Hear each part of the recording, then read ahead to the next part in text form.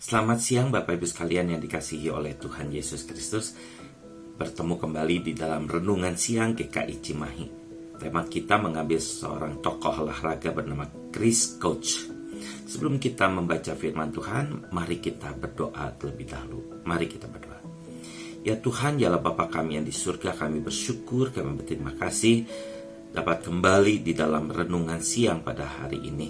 Biarlah Tuhan menyertai di dalam kami membaca dan merenungkan firman-Mu, dan juga kami belajar dari seorang tokoh olahraga bernama Chris Coach.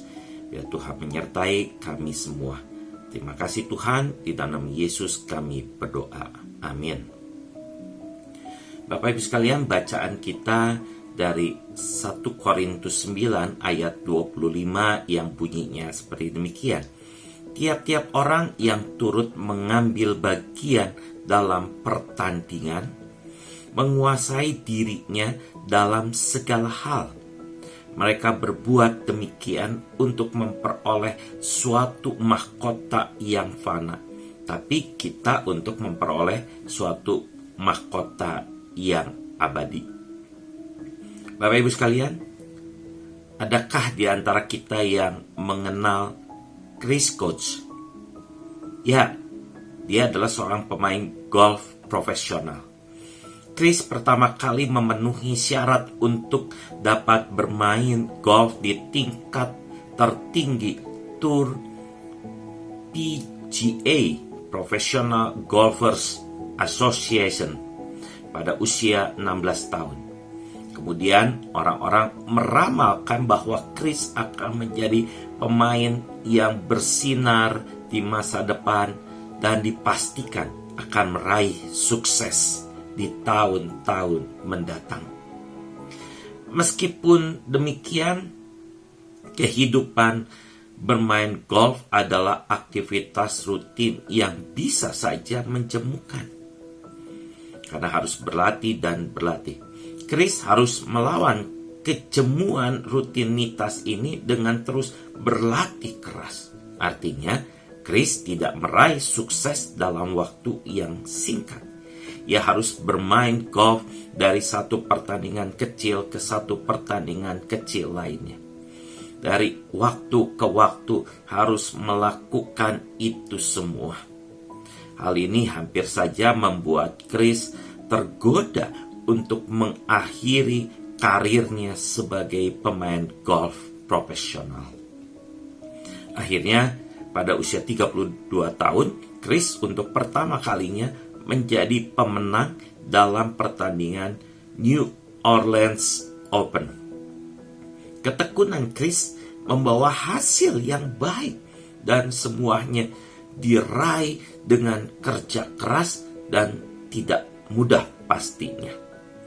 Kita dapat membayangkan bagaimana usaha dan latihan yang keras dilakukan oleh Chris. Pastinya hidup Chris tidak santai-santai saja. Tidak ada kesuksesan yang diraih dengan santai-santai. Semua harus dilalui dengan proses yang panjang dan berat. Bapak Ibu sekalian, melihat dari kehidupan Chris ini, kita bisa katakan bahwa hidup ini adalah sebuah pilihan. Apa yang akan kita pilih? Kita mau kerja keras, atau kita mau santai-santai, atau kita hanya mau dikasihani orang saja? Pilihan ada di tangan kita. Kalau kita mau berhasil, maka kita harus bekerja keras dibanding orang lain. Tidak ada pilihan lain selain melakukan hal itu. Menurut firman Tuhan dari 1 Korintus 9 ayat 25, hidup kita itu ibarat sebuah pertandingan. Kalau kita mau memenangkan pertandingan itu, maka kita harus menguasai diri kita sedemikian rupa. Menguasai diri kita adalah selalu bertekun dan bekerja keras. Menguasai diri juga berarti kita mendisiplinkan hidup kita. Tidak membiarkan diri kita tergoda untuk melakukan hal yang bisa merusak hidup kita itu.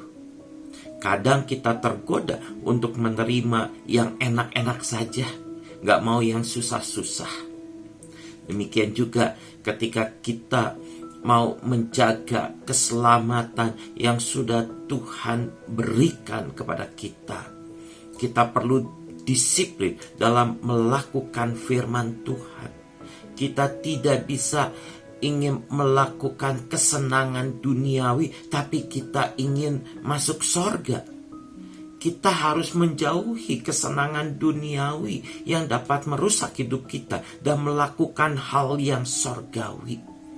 Kalau kita disiplin, maka kita akan mendapatkan mahkota abadi.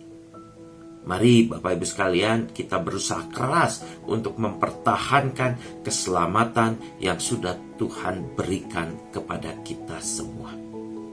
Tuhan Yesus memberkati kita semua untuk tetap bekerja keras untuk menjaga keselamatan yang sudah Tuhan berikan kepada kita semua. Amin.